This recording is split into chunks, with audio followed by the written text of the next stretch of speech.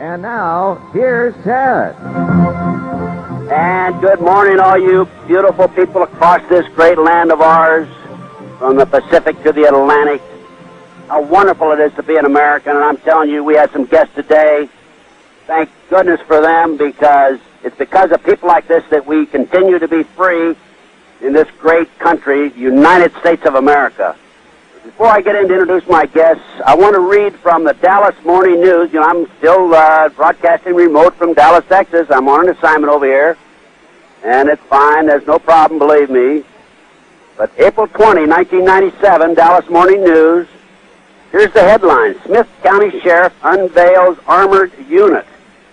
Military personnel carries add weight to war on crime. Tyler, Texas. That's in East Texas, folks. Not a large town, maybe 80, 100,000 people. Bad news for East Texas criminals. Smith County Sheriff J.B. Smith now has his own armored division. The sheriff threw a hamburger cookout last week to show off his department's latest acquisitions. 2 13-ton military surplus armored personnel carriers. The unveiling drew more than 135 people, including Texas Rangers, sheriffs, and police as far away as Lufkin and Carthage. It's a morale builder, Sheriff Smith says. The psychological effect on the crooks is something also. I think it has a way of intimidating crooks to know that one of these might come through their front door if they don't come out. What is going on in America today that the sheriff has to buy 2 13-ton military surplus armored personnel carriers? Wake up, America. Wake up. The New World Order is right around the corner. Okay, I have some outstanding guests, not one today, and I'll start with Stu Webb. Stu Webb I've known for some time.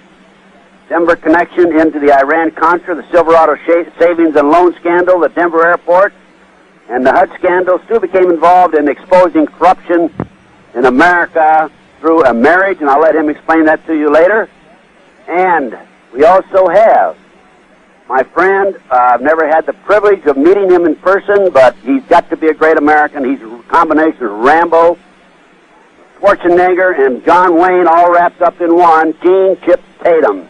Let me just read from the Nexus magazine, which is published, by the way, in England. We can't even publish something like this in the United States of America. You know, the First Amendment, freedom of speech, religion, press. Yes, press. You should be ashamed of yourself. Mainstream media. Shame on you. You're not furnishing the American people the truth. What has to be said, what has to be told to the public. Anyway, let me read from this article, The Nexus, and it's May and April 1997. Just out. Vietnam Special Force Air Combat Controller, 25-year CIA deep cover agent, U.S. Army pilot flying classified missions during the U.S. invasion of Grenada, Iran-Contra pilot flying cocaine shipments labeled as medical supplies, a member of the ultra-secret international G7-run Pegasus hit team.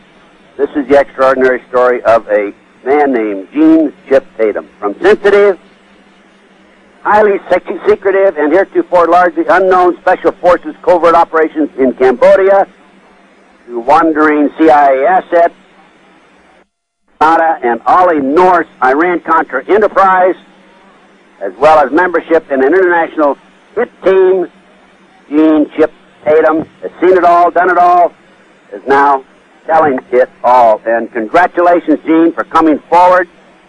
You have a great deal of admiration and respect coming from me, but also from the American people. And Stu, thanks to you for coming on the show and for making Gene available. Let's start out. Gene, are you there? I'm here, Ted. Okay, Gene, it's just absolutely fabulous that you're coming forward. I've known of a number of other operatives, agents, etc., who have not come forward but would like to come forward because of the consequences that are facing them if they do. And I'm aware that you have been through your trial and tribulation. You had some problems, attempts to discredit you, jail, and the whole 9 yards, right? That's right, Ted. I've the name of Leonard Millman. That was. Were you from a rural background, a city boy, or what? I'm a city boy from St. Petersburg, Florida. Uh-huh. Spent my whole life there. then when Vietnam came around, I was one of the low lottery people, and I decided, well, I really don't want to go to Vietnam. So I started shopping around. I went to the Navy recruiter. The Navy recruiter told me, well, look at these nice bell-bottom blue jeans. And back in the 70s, as a young, 19-year-old, that was pretty neat to me.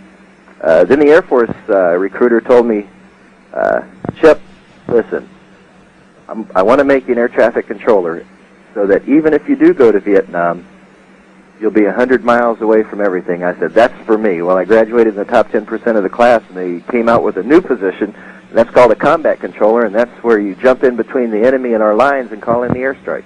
That's a long ways from being an air traffic controller, Chip. Boy, I'll tell you. Well, do you feel you made the right decision? I do. I wouldn't change those decisions for anything in the world. It's a life that I've lived. It's a life that I'm proud that I lived. And I think I've done good for this country. But I think that the country needs some help right now. Well, you're a hero. You're a 100% John Wayne, Rambo, Schwarzenegger hero as far as I'm concerned. I read this article last night, and it's absolutely shocking what you are telling the American people now. You're coming out. How long have you been coming out publicly with this information? Oh, for about a year and a half. When the government decided to prosecute my wife when they were after me to discredit me, I knew then that things were very wrong. They brought a man in that didn't know her from the man in the moon, and he testified against her that he was a good friend, and it was absurd. Total lies, huh? Okay, it's time for a quick break, folks. We'll be right back. Ted Gunderson Intelligence Report. No question about it. Be right back, folks.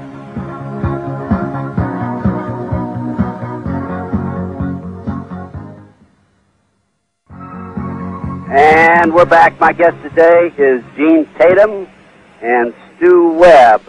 By the way, folks, I'm sorry, but those of you in Las Vegas will not be able to pick up, unless you have a short wave, that is, the second hour of this show.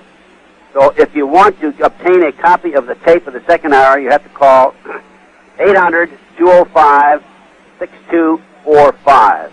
And before I go any further, Gene, this article that you, of course, I'm aware, as you are, having been involved in the intelligence community for some time, of what's going on, but I've never seen so much information and as compact as this is in this particular article. And there's so much here, and I'd like to get it out to the American people. Can you, if I clear my calendar all next week, starting with Tuesday, can you be with me for 4 or 5 days? Yeah, I believe so. Okay, I'll clear it this afternoon, and starting Tuesday, we'll have a series of 4, maybe 5 shows in a row. And I'm telling you, folks, you better get your tape recorder out. If you don't have your tape recorder out, you better call 800-205-6245, and we are going to shock you. Believe me. And let's go over to Stu Webb. Hi, Stu. Hi, Ted. Well, I've known Stu Webb for, about 3 or 4 years now? 3 years, I guess, huh, Stu? Yeah, it's been that long. And you're a well-known whistleblower, particularly in the Las Vegas area and the Denver area, involved in the Denver connection with Iran-Contra, Silverado, savings and loan scandal. Congratulated for that. I've been telling it like it is. How did you get involved in these issues? I married the wrong girl, Ted. I married the daughter of George Bush's money launderer, a guy by the name of Leonard Millman, that was, should we say, one of the head kingpins, or primary head kingpin, that controls Larry Mizell, Phil Wynn, and some of the people that run a corporation called MDC Holdings that is the parent company for the C.I.A. money laundering. It involves many entities. I was in prison at the time, and he hooked up through my wife, Nancy, and I think probably Stu can tell a little. Named. I mean, there's one in there in particular in the Nexus article with Gene. They've been involved in the Denver International Airport fraud of $16 billion. They've ripped off the U.S. Treasury and estimated, according to Henry Gonzalez, about $1 trillion with the damage to the savings and loan and banking industry. They've been involved in the daisy chain with Michael Milliken, the blackmail of U.S. congressmen and senators through what was called the Boulder Properties Limited. They compromised other congressmen and senators, such as now Defense Secretary Bill Cohen, and many other misdeeds, should we say. Well, so what happened to your wife? Well, story cut short, she turned out to be an abused child syndrome, and when my daughter was 28 days old, she picked up an ashtray and tried to hit her in the head with an ashtray. And the next day, after being ordered to undergo psychiatric evaluation by the state of Texas Child Welfare, she disappeared. And Leonard jumped in and bought the judge off, and the judge got an immediate move up to the appellate court and became the judge that was head of ethics for the state of Texas. There in Dallas, Texas, a judge by the name of Linda Thomas. And I've been at the battle of this. They terminated my parental rights under a default judgment. I've been at the battle of this since 1986, digging into what I call Grandpa, Leonard Millman. And in the process, by 1989, I had caused the HUD investigation, where Congress had appointed an independent special prosecutor, one of the very few that was appointed during the 80s on George Bush. Look in the activity. We got convictions. Nobody went to jail to speak of. The kingpins escaped the situation. There were other things that I helped expose back in 1990, which was the illegal political contributions with MDC Corp. Got it out in Time Magazine and others because the Denver Post and the Rocky Mountain News and Westward there in Denver were totally controlled by these people, owned and controlled. And then, of course, in 1991, when I found out the CIA connection with Gunther Russbacher, one of the contract agents there working with Millman, they came after me. And they tried to shoot me, and they killed Danny Casolaro, an ABC reporter that I and a mutual friend of yours and mine were working with. And I talked to Danny about a week before he was murdered. Yes. And so anyway, it went from there, and they issued a warrant illegally by Mike Norton, the U.S. attorney who was there to maintain the cover-up at the Justice Department in Denver. Him and his cronies, Greg Graff and Joseph Mackey and others, that are shadow government plants by Bush and the Justice Department. And they hunted me for a year. I hid out from them, did about 70 radio shows. It was enough to maintain, should I say, to be staying alive. They didn't kill me instantly when they arrested me. Instead, they tried to discredit me in their local papers. They, Westward in particular, tried to make me look like a kook. They later took me off. I'm surprised if they tried to do that to you, too. Yeah, they did. That's their typical MOS, should we say, package A, B, or C. Well, you know, they put out the word that I was a homosexual suffering from mental problems, and they even put out the word I was trafficking drugs, but it didn't stick. Listen, let me get back to you in a minute, Stu, and to you, Gene. We're getting ready to go into a quick break, and when I come back, I'd be interested in finding out how you two got connected. We're going to be together here for 4 or 5 days, so we have plenty of time to really tell the story as it should be told. Be right back, folks, in just a few minutes. Time for a quick break. Ted Gunderson, Intelligence.